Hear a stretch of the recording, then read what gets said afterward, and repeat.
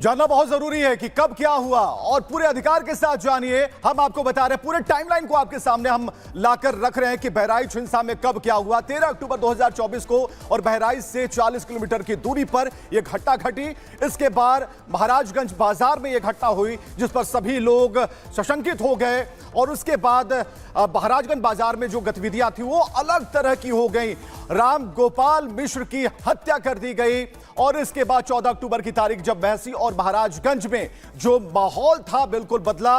हिंसा होने लगी, अगजनी होने लगी, तोड़फोड़ होने लगी। तारीख थी 14 अक्टूबर की।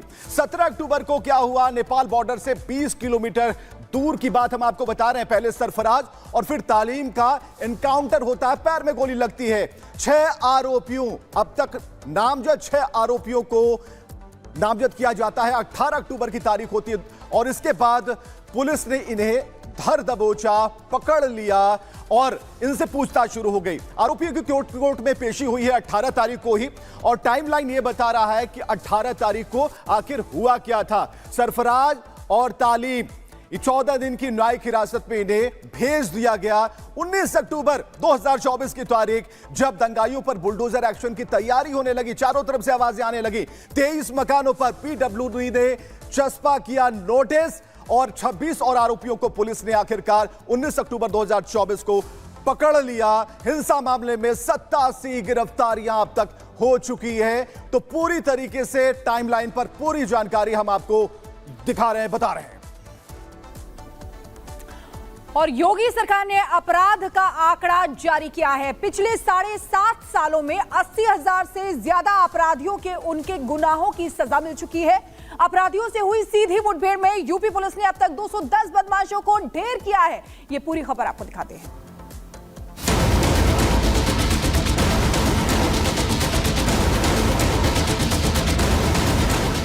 यूपी में कानून व्यवस्था चुस्त है, अपराधी और माफिया पस्त हैं, महिलाएं सुरक्षित और व्यापारी भयमुक्त हैं। और ये सब एक दिन में नहीं हुआ, बल्कि इसके लिए पिछले 7.5 साल से सीएम योगी और उनकी पुलिस जीरो टॉलरेंस की नीति से काम कर रही है। सत्ता संभालते ही सीएम योगी ने गुंडे माफियाओं को वार्निंग दी थी कि अपराधी अपराध से तौबा कर लें या प्रदेश छोड़ दें। 4 वर्ष के अंदर एक भी दंगा नहीं हुआ है।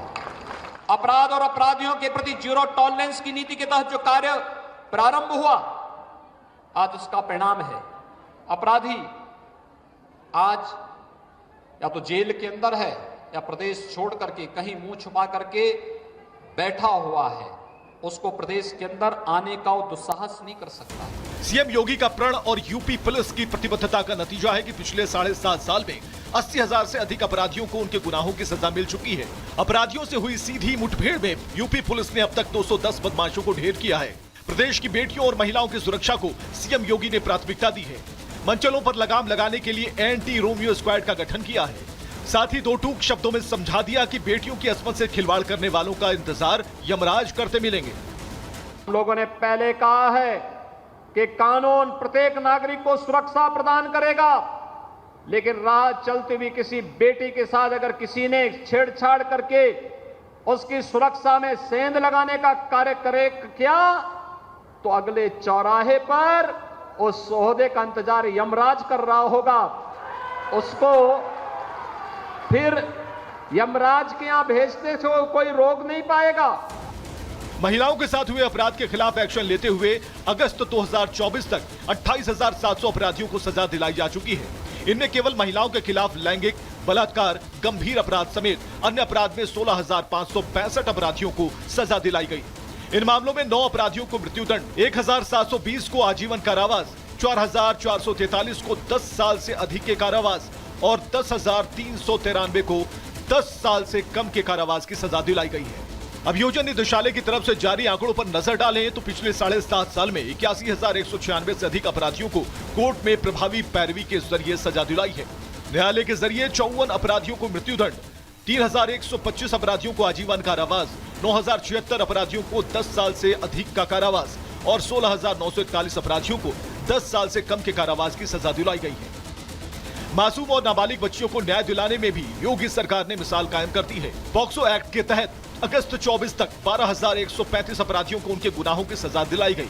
इनमें 44 अपराधियों को मृत्युदंड, 1,354 अपराधियों को आजीवन कारावास, 4599 अपराधियों को 10 साल से अधिक के कारावास और 6138 अपराधियों को 10 साल से कम के कारावास की सजा दिलाई गई है। एनकाउंटर को मुद्दा बनाकर सियासत करने वाले विपक्ष को अभियोजन निदेशालय के आंकड़े जरूर देखने चाहिए। योगी सरकार और उनकी पुलिस सिर्फ एनकाउंटर ही नहीं बल्कि कटघरे में खड़ा करके अपराधियों को सजा भी दिला रही है।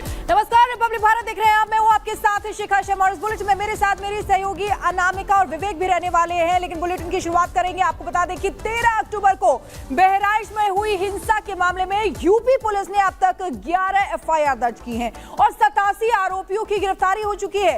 राम गोपाल मिश्रा की हत्या मामले में पुलिस लगातार दबिश दे रही है। योगी सरकार ने आरोपियों के खिलाफ बुलडोजर कार्रवाई की तैयारी कर ली है।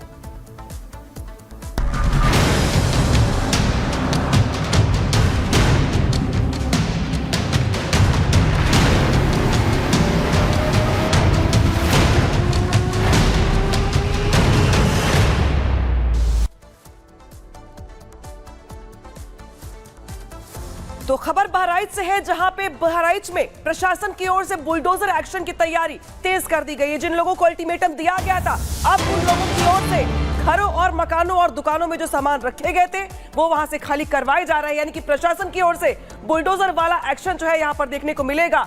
खास तौर पर वो बलवाई, दंगाई और वो अपराधी जिन्होंने उस वक्त उस दिन माहौल को खराब करने का प्रयास किया था, उनकी अवैध अतिक्रमण को लेकर यहां पे एक्शन करवाया जाएगा। लिहाजा उसके पहले ही जो लोग जो ये मानकर चल रहे हैं कि जो उनकी दुकान है, जो घर टूटने वाले हैं, जिन्होंने अवैध अतिक्रमण कर रखा है, उनकी ओर से सामान धीरे धीरे खाली करवाया जा रहा है, हटाया जा रहा है। अल्टीमेटम आज खत्म हो रहा है और आज अल्टीमेटम खत्म होने के बाद बुलडोजर की एक्शन की तैयारी यहां पर दिखाई दे रही है।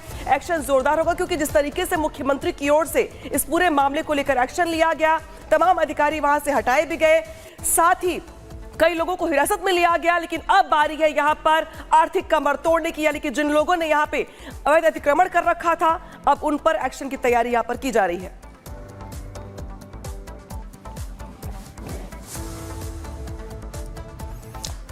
तो कुल मिलाकर हम आपको एक अहम जानकारी और भी इसमें जोड़ते हैं। जानकारी यह है कि इसमें किसी एक समुदाय की दुकान नहीं है, बल्कि इसमें हिंदुओं की भी दुकान है, मुसलमानों की भी दुकान है। और ये जो सामान जा रहा है ट्रैक्टर पर लादकर, ये लोग हैं जिन्हें ये मालूम था कि एक दिन बाद एक्शन हो सकता है, बुलडोजर एक्शन हो सकता है। तो जहां जिसे जब भी मौका मिला, लोग वहां से खुद से सामान हटाने लगे। और पुलिस की मौजूदगी में देखिए शांतिपूर्ण माहौल है, लेकिन इन्हें जानकारी है किस तरीके से बुलडोजर एक्शन होकर रहेगा। लेकिन उससे ठीक पहले कोई ठेले पर लेकर जा रहा है। और ये दुकानें आप देख पा रहे हैं, जो सफेद रंग का कागज यहां चस्पा किया गया है वो नोटिस है, और हर दुकान पर जो कि अवैध है। और ऐसे में ये सभी लोग पहले से सतर्क थे, उन्हें मालूम था कि क्या एक्शन होने वाला। उससे पहले खुद से एक्शन इन्होंने लेना शुरू किया और उन दुकानों को खाली करना शुरू कर दिया है। तो बुलडोजर एक्शन की तैयारी होकर रहेगी। तो यूपी के बहराइच में हुए भयंकर बवाल के बाद अब आपको बता दें कि योगी सरकार एक्शन में है और बुलडोजर एक्शन की तैयारी कर ली है। जिन घरों से पत्थर बरसाए गए थे, उन घरों को तोड़ने की कवायद शुरू हो गई है। प्रशासन ने अवैध घरों और दुकानों पर निशान लगा दिए हैं और किसी भी वक्त बुलडोजर गरज सकता है। रिपोर्ट आपको दिखाते हैं।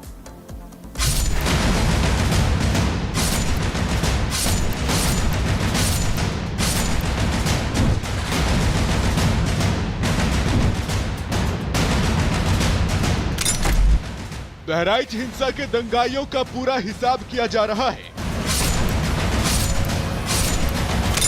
पहले पुलिस ने दंगाइयों का हाफ एनकाउंटर करके उन्हें लंगड़ा बनाया। अब आरोपियों के अवैध निर्माण भी लाल निशान के घेरे पर हैं।